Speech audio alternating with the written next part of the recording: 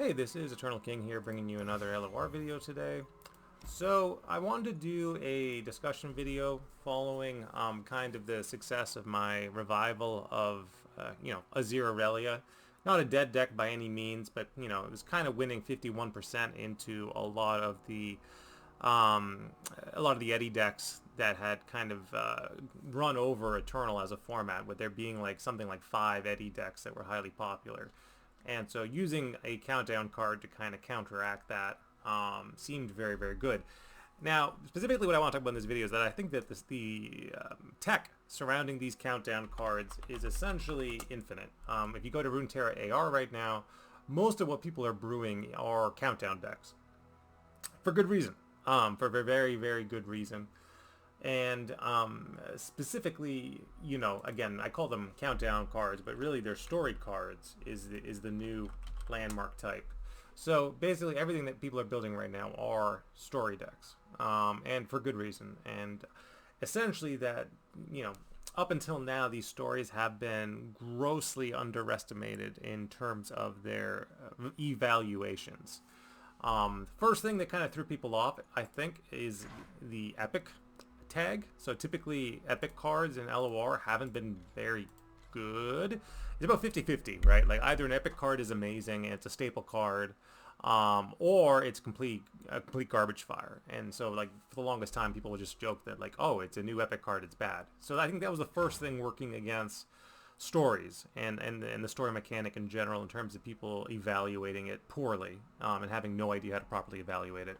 No, all the stories are good. So Arena's Greatest, give an ally 2+0 this round, and then give an ally can't block. It's a pretty great aggro tool, good with keywords like Overwhelm and Elusive, and obviously just decent in a lot of aggro decks. Now, not every single deck is going to want to run this countdown if it's an aggro deck. For example, Ziggs Poppy is never going to run the Arena's Greatest because you're running Poppy, you just want more units. You just want units and units and units, and buffing their stats with the landmark is pointless. But something like Annie might like the Arena's Greatest, because the Arena's Greatest, it counts as a skill. If you don't know that, it counts as a skill. So, that would turbo level Annie, for example. So Annie might really like the Arena's Greatest. Or potentially you're running Annie Vex, and then you're running Gloom, right? Gloom effects in your Annie deck to turbo level your Annie, because each proc of the countdown counts as a skill.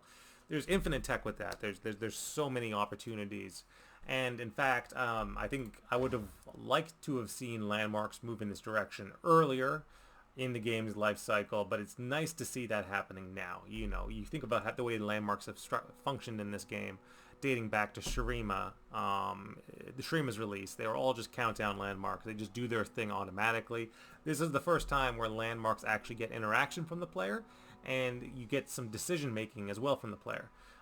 Do you opt to tick down the story faster for less value, or do you decide to sit on the story and then have it activate at a more opportune time? These decisions actually matter. They matter a great deal. So talking about, again, how good stories are. Candlelit Prayer, great PNZ card. It is an epic card, and just the fact that it cycles on turn 3, but then it's updrafting. There's very few Jana, TF, Nilla. Like, there are so many decks that like Candlelit Prayer, and even just control decks like Candlelit Prayer, like PNZ, Shadow Isles, and Ionia PNZ, and just like a lot of these control decks, Targon PNZ, like they're all gonna want Candlelit Prayer just for the fact that you just play it, right? You can just play it and just use its effect and get its value over turns, and it's a zero punishment play. You just play it out. And that's the great thing about all these countdown cards, is you just essentially get to be proactive with the way that you play LOR in a non-punishing way, because there is not a lot of great on-curve landmark removal. Most explore cards happen at 3 mana. So, and then it's another 2 spell mana on top of that. So like 5 spell mana to remove a 2 mana story landmark. Like it's not great. So generally speaking, stories are huge value for what they're trying to do. So currently Sunny is playing Pit Champion. So I think Pit Champion's really, really good. An ally and an enemy strike each other. So you just get Pablo's effect off of a landmark now, which is better than having it on, 3-punch Pablo. Two, fully heal an ally. So obviously negating step one is step two, which is amazing, right? Like you're going to get value off of this strike effect, and then you just fully heal your champion or your jack or whatever you need to do. And then step three is create 3 coins in hand, which is like, that's a lot of coins off of a 2-mana landmark. So Pit Champion's amazing. Arena's Greatest is amazing. Candlelit Prayer is amazing. Dewdrop Harvest is on the lower end of the scale, where it just creates the vanilla 2/2 and then you get to sleep something. It's not bad, but it's on the lower end of the power scaling. The epic cards are generally better. 3-step stories are generally better than two-step stories. That's just how stories have kind of developed over the course of the game. Family Reunion, grant a unit Gloom, grant a unit Impact, and then boost 2 units, which obviously means that you're boosting your Gloom effect. So quite good for Vex, absolutely. Iron Conquest, again, this is more of a high synergy, high, cook, high brew kind of card, so I'm sure it'll find a home somewhere. But so far, the epics are the clear winners. So Candlelit Prayer, Arena's Greatest, Emperor's Army, the Family Reunion, the Pit Champion. I think, Beautiful Disaster is not bad.